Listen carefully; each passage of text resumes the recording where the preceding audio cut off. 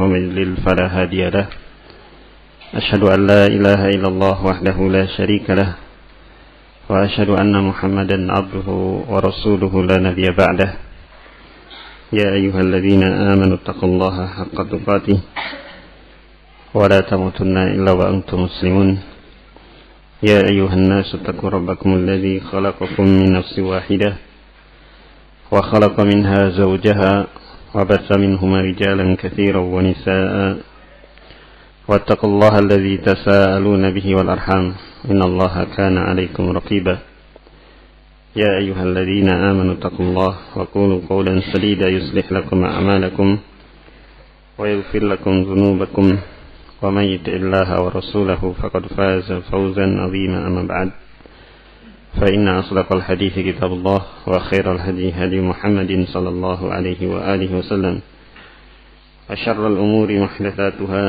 فإن كل محدثة بدعة وكل بدعة ضلالة وكل ضلالة في النار بعد. Ikhwani fi din azani Allah wa iyyakum. Sebelum kita melanjutkan membaca kitab Syarah Aqidah Syekhul Islam, hal yang perlu untuk diingatkan terkait dengan bagian dari tarbiyah terhadap anak-anak kita, khususnya terkait dengan aktivitas mereka di saat di luar dari jam belajar mereka di madrasah, di mana dalam hal ini orang tua secara umum merupakan penanggung jawab utama dari tarbiyah mereka. Adapun yang lainnya, baik itu di madrasah ataupun ikhwanuna yang bertugas untuk membantu penjagaan di kampung, mereka sifatnya membantu, sehingga tidak boleh orang tua justru mengandalkan kepada pihak madrasah ataupun petugas jaga kampung, ya. Sehingga termasuk di dalamnya ketika mengajak mereka untuk salat berjamaah, ini bukan tanggung jawab yang lainnya, tanggung jawab orang tua. Demikian pula tatkala mereka selesai dari salat berjamaah, ya, untuk mereka jika tidak hadir untuk ikut taklim, maka hendaknya orang tua yang bertanggung jawab untuk menyampaikan anak-anak mereka di rumah mereka, sehingga pada suasana semisal ini, ya, bainal maghrib wal isya, anak-anak menjalankan apa yang menjadi tugasnya di rumah jika memang ada tugas dari sekolah. Kalau tidak, mereka tidak keliaran, ya, karena sebagian anak pada jam segini ada yang sebagiannya ngumpul di tempat yang di situ sangat dikhawatirkan, ya, ada gangguan yang akan mengenai mereka, ya, pada kondisi yang semisal ini. Ini ketika mereka tidak hadir di masjid. Sehingga di sini, ya, kami mengingatkan sekali lagi bahwa orang tua penanggung jawab utama baik atau jeleknya anak-anak mereka. Tapi kita masuk matan berikutnya. Qala al-muallifu al-imam Muhammad bin Abdul Wahhab rahimahullah, wa atawalla ashab Rasulillah sallallahu alaihi wa alihi wasallam wa azkuru mahasinahum wa ataradda anhum wastaghfar lahum wa akuffu an masawihim wa askutu amma shajara bainahum wa a'taqidu fadlahum amalan biqaulihi tabaraka wa ta'ala walladzina ja'u min ba'dihim yaquluna rabbana ighfir lana wa li ikhwanina alladzina sabaquna bil iman wa la taj'al fi qulubina ghillan lil ladzina amanu rabbana innaka ra'ufur rahim. Kata beliau rahimahullah, wa atawalla ashab Rasulillah sallallahu alaihi wasallam, dan saya memiliki sikap wala, sikap loyal, cinta, membela ya, terhadap para sahabat Rasulullah sallallahu alaihi wasallam. Wa adhkuru mahasinahum, dan saya menyebutkan kebaikan-kebaikan mereka. Wa ataradda anhum, dan saya mengucapkan keridhaan, yakni doa permohonan kepada Allah Subhanahu wa taala untuk Allah meridhoi mereka, para sahabat ridwanullah alaihim ajma'in. Wa astaghfiru lahum, dan saya memohonkan ampunan untuk mereka. Wa akufu an masawihim atau masawiihim, dan aku menahan diri dari membicarakan ya, tentang mereka dengan pembicaraan yang jelek.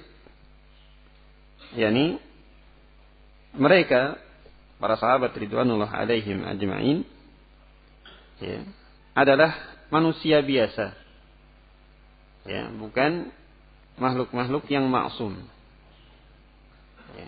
Terjadi dari mereka ya, kesalahan, akan tetapi kesalahan yang muncul dari mereka ya, terlalu kecil dibandingkan dengan keutamaan-keutamaan yang mereka miliki. Sehingga tidak sepantasnya bagi seorang yang beriman kepada Allah Subhanahu wa taala dan hari akhir ya, untuk menyebut para sahabat dengan menyebutkan kejelekan ataupun dosa atau kesalahan yang terjadi dari mereka. Sehingga tidaklah menyebut mereka kecuali dengan kebaikan. Terlebih Allah Subhanahu wa taala sendiri telah menegaskan tentang mereka radhiyallahu anhum wa radu an. Allah Subhanahu wa taala ridha kepada mereka dan mereka ridha kepada Allah Subhanahu wa taala. Kemudian wa askutu amma syajara bainahum, dan aku diam dari perkara-perkara yang terjadi perselisihan di antara mereka. Wa a'taqidu fadlahum, dan aku meyakini akan keutamaan yang mereka miliki. Amalan biqaulihi tabaraka wa ta'ala, sebagai suatu bentuk pengamalan terhadap firman Allah tabaraka wa ta'ala, walladzina ja'u min ba'dihim, dan orang-orang yang datang setelah generasi mereka, generasi para sahabat, dan kita termasuk di dalamnya ya, generasi yang datang setelah generasi sahabat. Maka sifat ciri sebagaimana yang sudah disebutkan oleh Syekh Zaid Al-Madkhali rahimahullah, umat Rasul sallallahu alaihi wasallam itu terbagi tiga ya, al-muhajirun, kemudian al-ansar, kemudian kelompok yang ketiga yang disebutkan dalam ayat ini, yakni mereka yang datang setelah generasi para sahabat dari kaum muhajirin dan ansar, di mana sifat mereka, sifat umat Rasulullah sallallahu alaihi wasallam adalah mereka berdoa dengan menyatakan Rabbana ighfir lana wa li ikhwanina alladzina sabaquna bil iman. Wahai Rabb kami, ampunilah diri-diri kami dan saudara-saudara kami yang telah mendahului kami di dalam keimanan, jadi para sahabat. Ya. Wala taj'al fi qulubina ghillan lil ladzina amanu, dan jangan engkau jadikan pada hati-hati kami adanya kedengkian terhadap orang-orang yang beriman, yakni mereka para sahabat ridwanullah alaihim ajma'in. Rabbana innaka ra'ufur rahim, wahai Rabb kami, sesungguhnya engkau adalah zat yang maha lembut lagi maha penyayang. Kata Syekh Zaid Al-Madkhali rahimahullah, hadhihi aqidatul muslimin alladzina haqqaqu islamahum wa imanahum wa ala ra'sihim ahlus sunnati wal jama'ati atba'us salafus salih al-'alimin bi kitabillah wa sunnati Rasulillah sallallahu alaihi wasallam bil fahmi sahih wa tawalli li ashabi Muhammadin sallallahu alaihi wasallam as-sabiqin minhum wal mutaakhirin. Inilah akidah kaum muslimin yang mereka betul-betul merealisasikan keislaman dan keimanan mereka.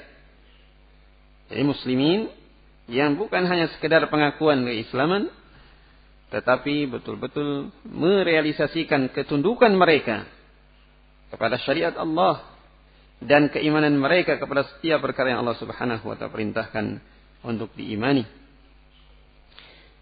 Wa ala ra'sihim, dan terdepan dari mereka kaum muslimin yang berupaya untuk betul-betul mewujudkan keislaman dan keimanan mereka adalah ahlus sunnah wal jamaah, pengikut salafus salih,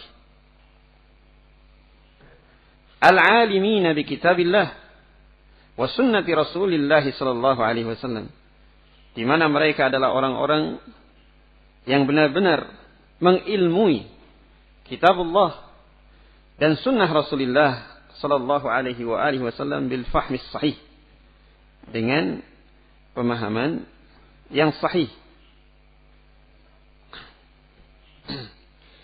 Di mana di antara akidah atau keyakinan mereka Ahlus Sunnah wal Jamaah adalah sikap wala, sikap loyal, kecintaan, pembelaan, kesetiaan terhadap para sahabat Muhammad sallallahu alaihi wasallam, as-sabiqina minhum wal mutaakhirin, baik dari yang terdahulunya mereka di dalam Islam maupun dari kalangan mutaakhirin, dari kalangan mereka, yakni para sahabat.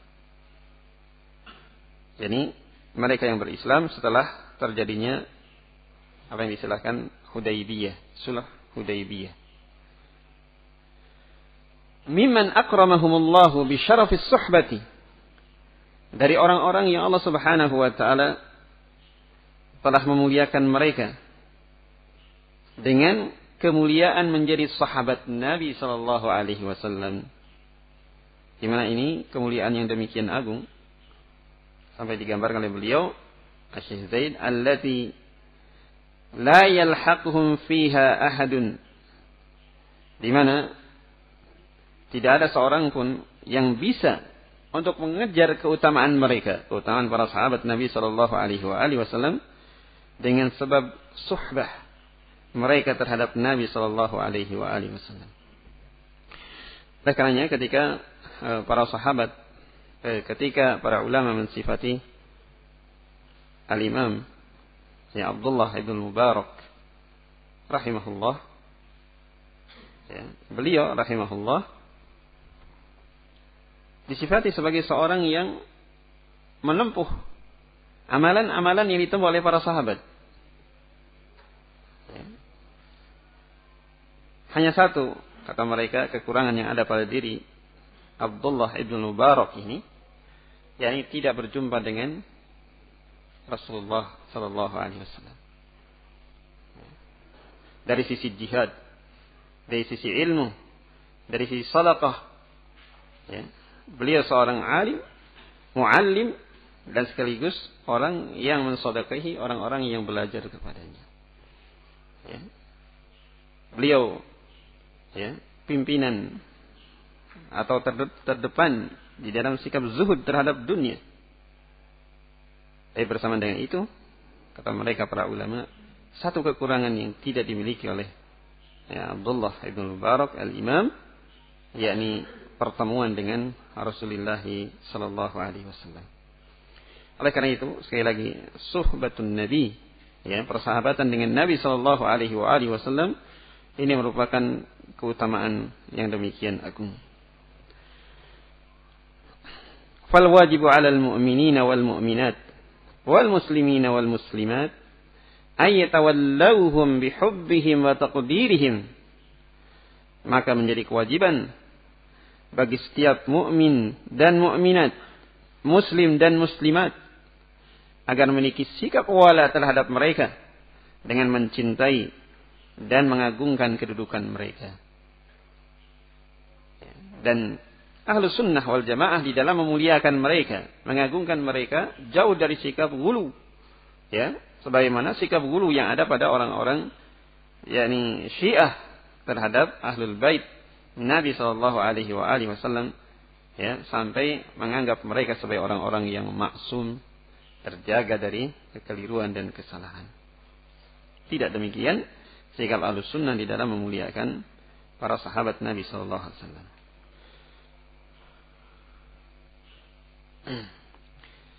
Kemudian wa ya'taqiduna ukhuwatahum wa fadlahum wa sabiqatahum, dan mereka meyakini persaudaraan mereka, meyakini keutamaan mereka, meyakini terdepannya mereka di dalam seluruh kebaikan. Ini keutamaan yang dimiliki para sahabat.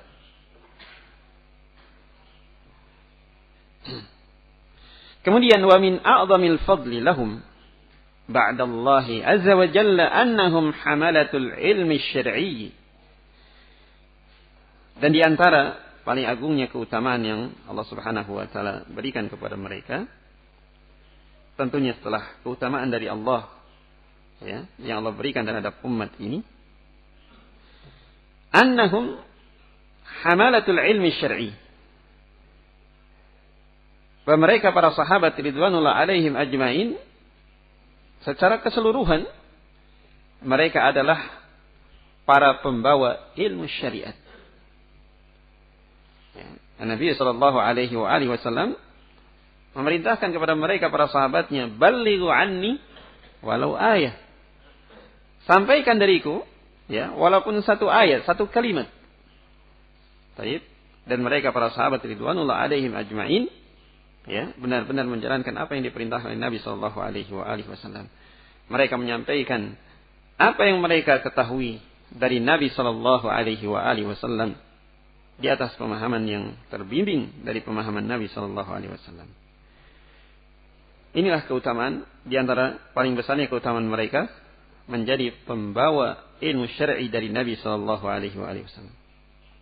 Hamaluhu an Rasulillah sallallahu alaihi wasallam kamilan mawfuran wa ballaguhu man ba'dahum min at-tabi'ina al-kiram alladhina badalu juhudan 'azimatan fi tadwin as-sunnah al-mutahharati wa fi hifdz al-Qur'an al-Karim.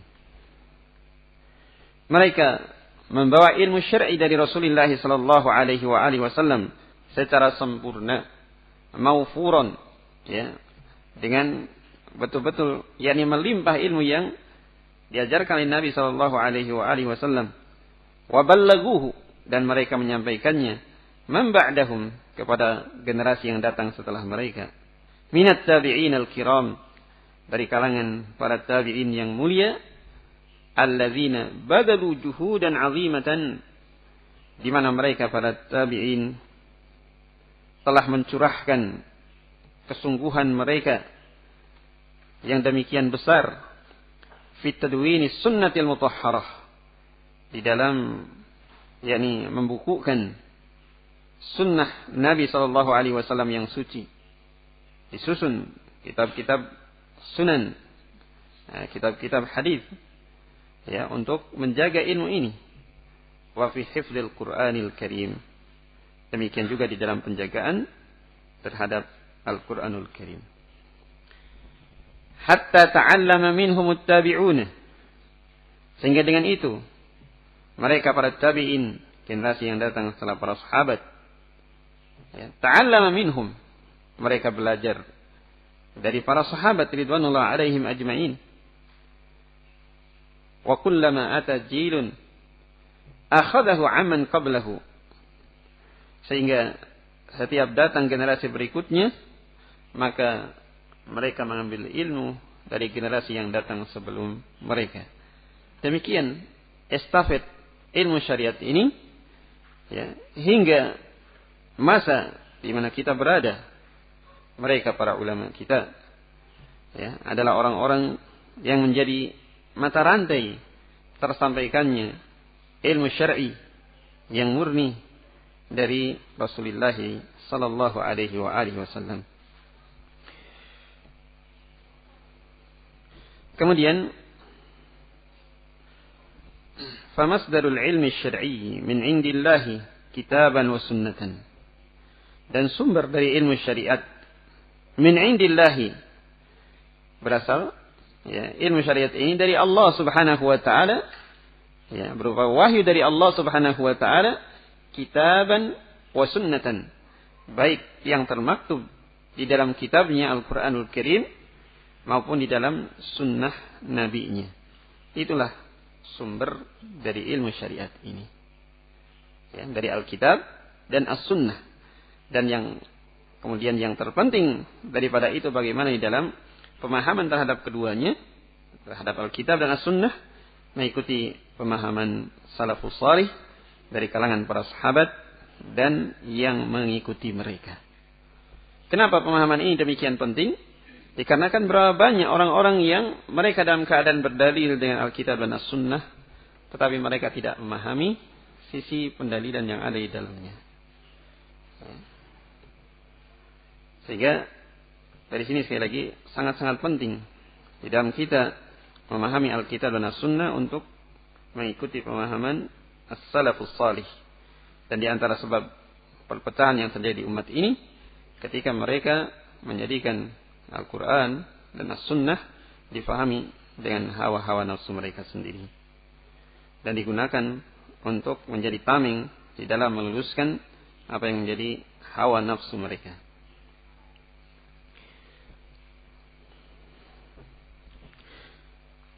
Kemudian was-sahabatu hum hamalatul kitabi was sunnah wa nasharu ilmahuma fi man ba'dahum.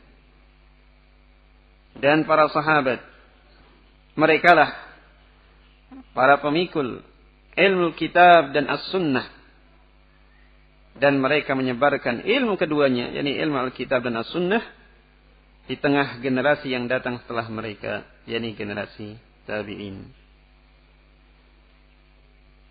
Dan mereka para sahabat ridwanullah alaihim ajma'in, kesungguhan mereka di dalam menyebarkan ilmu syar'i, kesungguhan yang tidak tertandingi, ya, dengan generasi-generasi yang datang setelah mereka.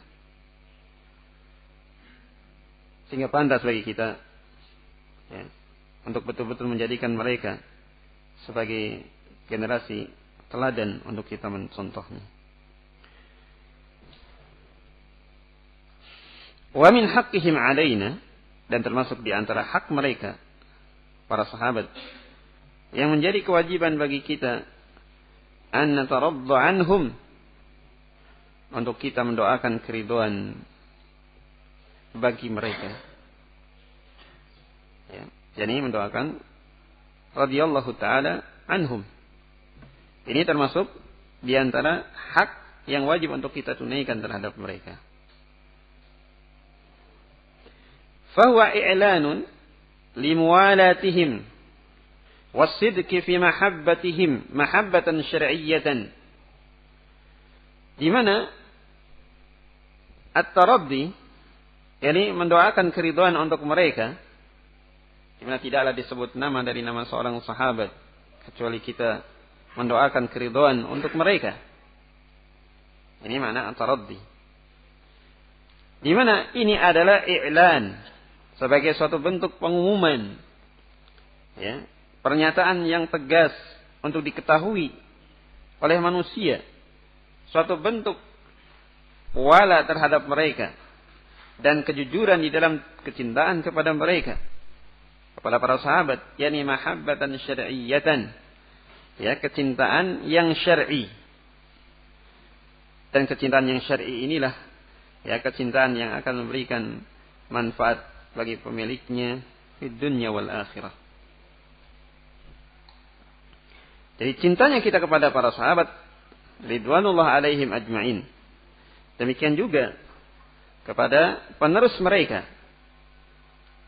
adalah kecintaan yang dibimbing di atas syariat, sehingga dengan itu akan memberikan manfaat.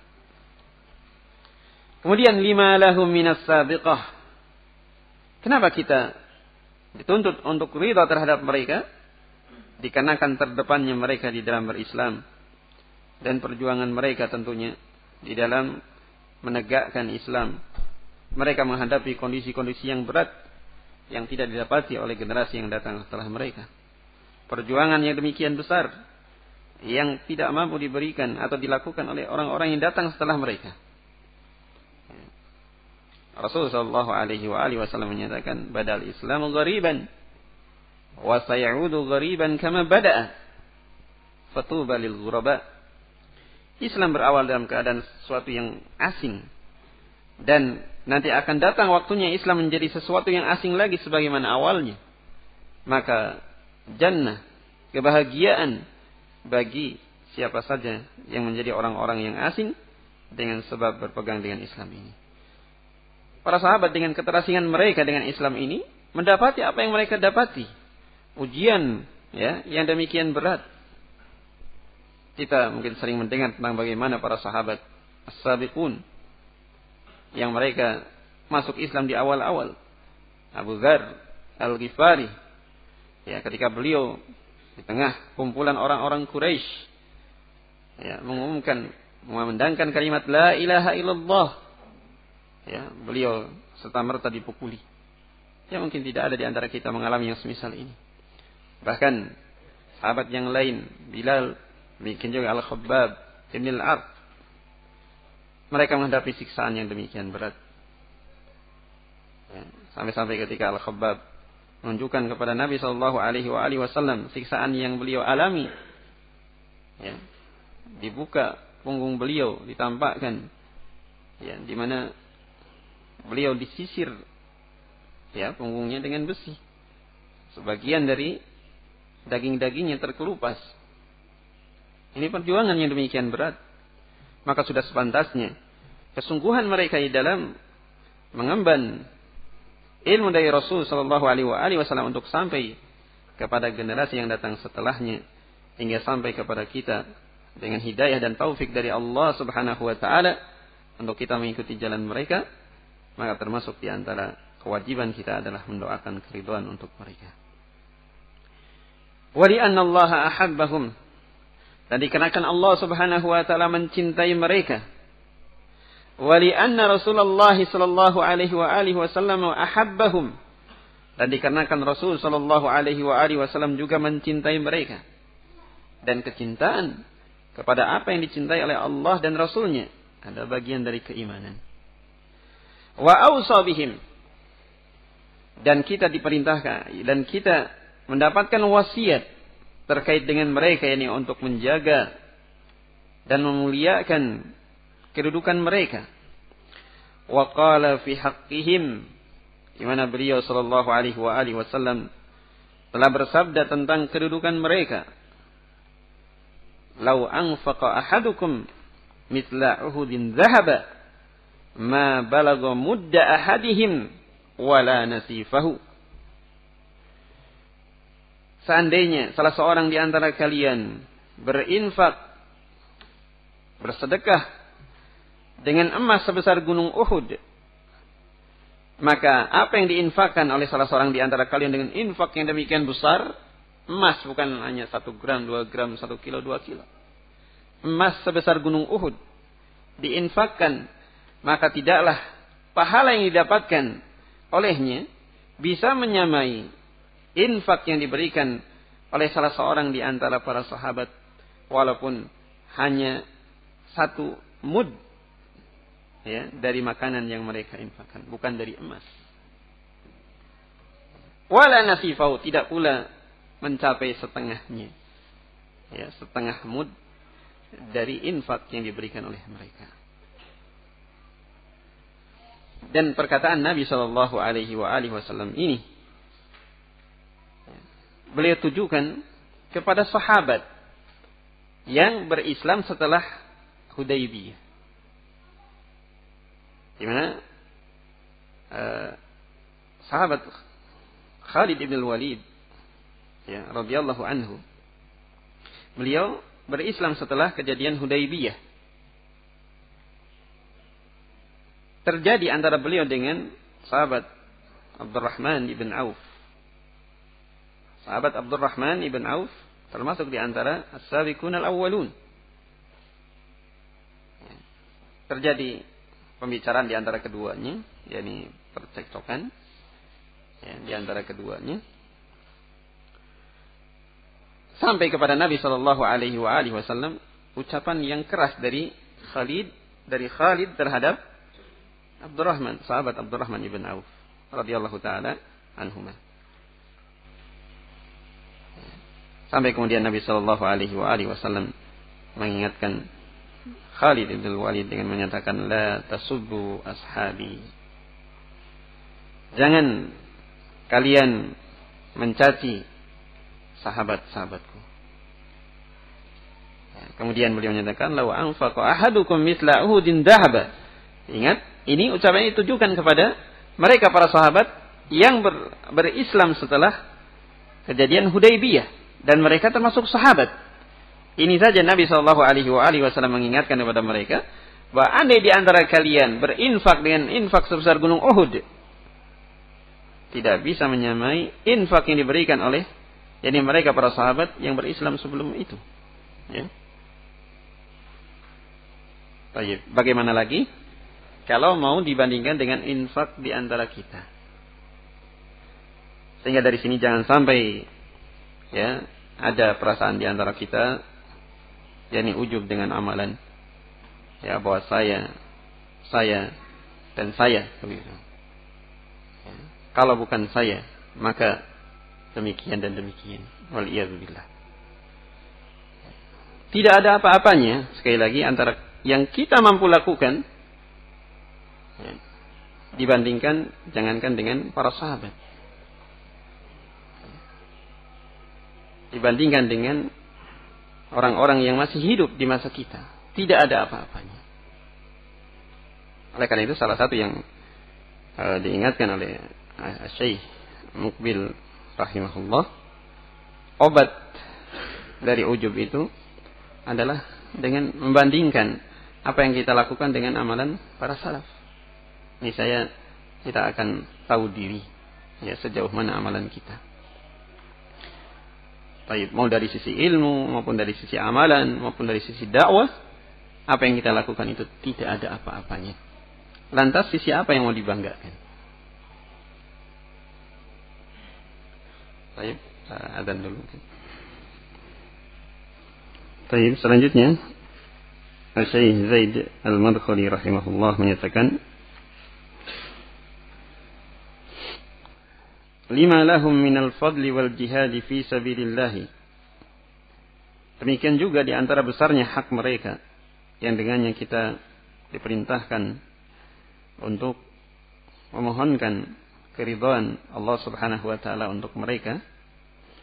Lima lahum minal fadl, dikarenakan keutamaan yang mereka miliki, wal jihadi fi sabilillah, serta jihad fi sabilillah yang mereka tempuh, li'i'la'i kalimatillah, yang mereka menempuhnya dalam rangka untuk meninggikan kalimat Allah Subhanahu wa taala, menghilangkan kesyirikan dari muka bumi ini.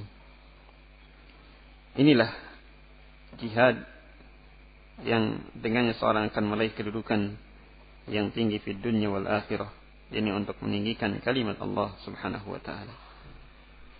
Wastashhada katsirun minhum fi ma'arikil qitali fi sabilillah, di mana berapa banyak di antara mereka para sahabat ridwanullah alaihim ajmain yang mereka gugur di dalam medan-medan peperangan di jalan Allah Subhanahu wa taala.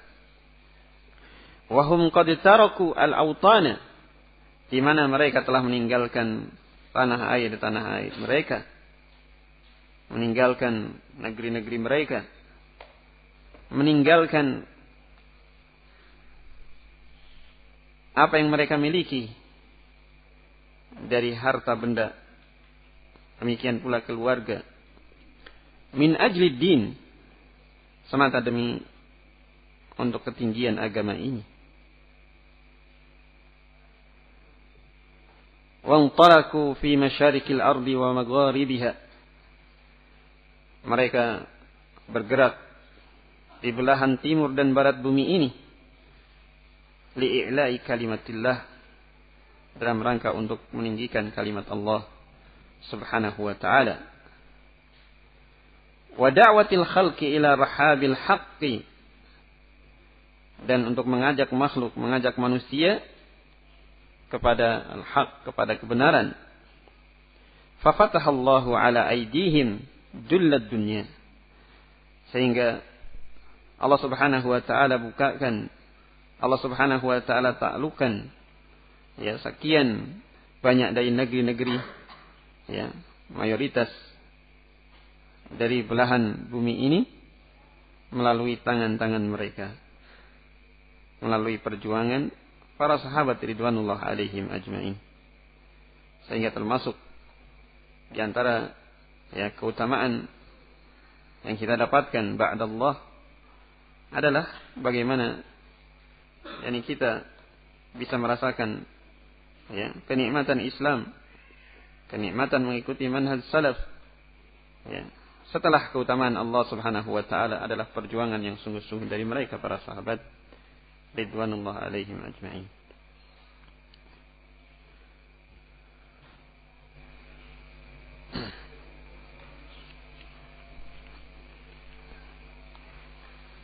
Jika ada orang yang beriman di masa Nabi tapi belum sempat bertemu beliau, apakah termasuk sahabat Nabi? Jawabannya tidak. Mereka disilahkan dengan mukhadram ya. Masuknya dalam yakni tabi'in ya. Masuknya pada tingkatan tabi'in.